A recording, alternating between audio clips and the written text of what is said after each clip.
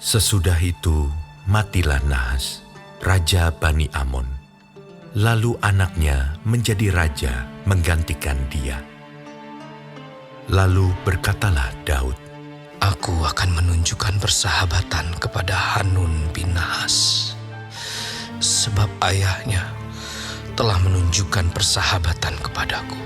Sebab itu, Daud mengirim utusan untuk menyampaikan pesan turut berduka cita kepadanya karena kematian ayahnya.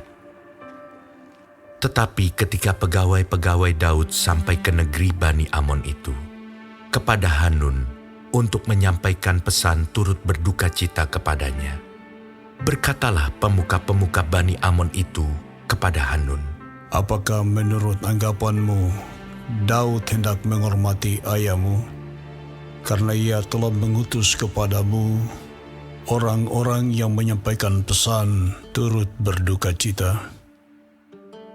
Bukankah dengan maksud untuk menyelidik, untuk mengintai dan menghancurkan negeri ini, maka pegawai-pegawainya datang kepadamu?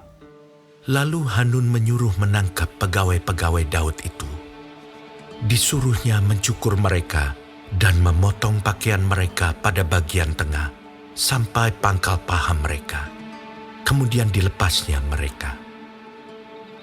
Ketika mereka berjalan pulang, diberitahukan kepada Daud tentang orang-orang itu. Lalu disuruhnya orang menemui mereka, sebab orang-orang itu sangat dipermalukan. Raja berkata, Tinggallah di Yeriko sampai janggutmu itu tumbuh, kemudian datanglah kembali. setelah dilihat Bani Amon bahwa mereka telah membuat dirinya dibenci oleh Daud, maka Hanun dan Bani Amon itu mengirim 1.000 talenta perak untuk menyewa kereta dan orang-orang berkuda dari Aram Mesopotamia, dari Aram Maaka, dan dari Aram Zoba.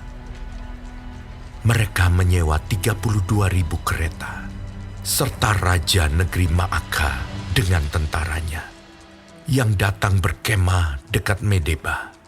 Juga Bani Amon itu berkumpul dari kota-kota mereka dan datang untuk berperang.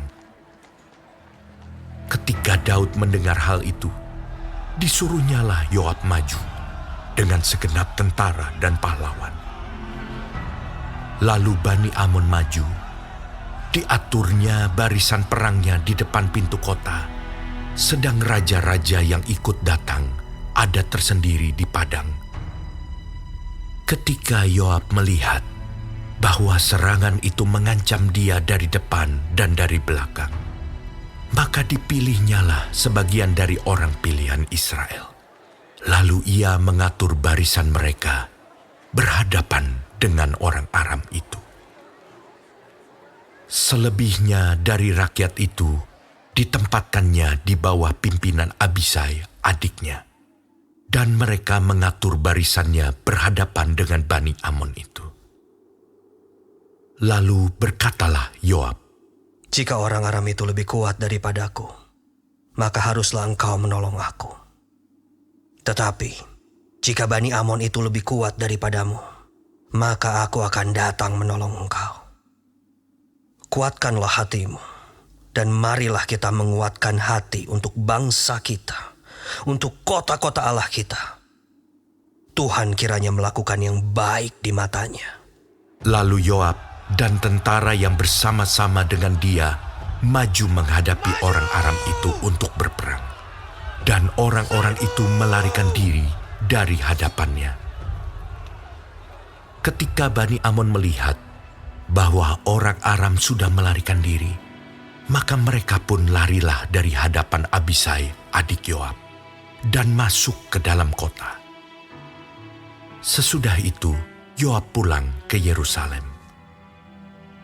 Ketika orang Aram melihat bahwa mereka telah terpukul kalah oleh orang Israel, maka mereka mengirim utusan-utusan dan menyuruh orang Aram yang di seberang sungai Efrat maju berperang di bawah pimpinan Sofak, panglima tentara Hadadezer. Setelah hal itu diberitahukan kepada Daud, Maka dikumpulkannya seluruh orang Israel.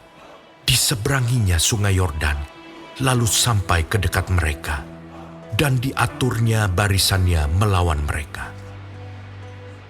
Ketika Daud mengatur barisannya berhadapan dengan orang Aram itu untuk berperang, maka mereka bertempur melawan dia. Tetapi orang Aram itu lari dari hadapan orang Israel.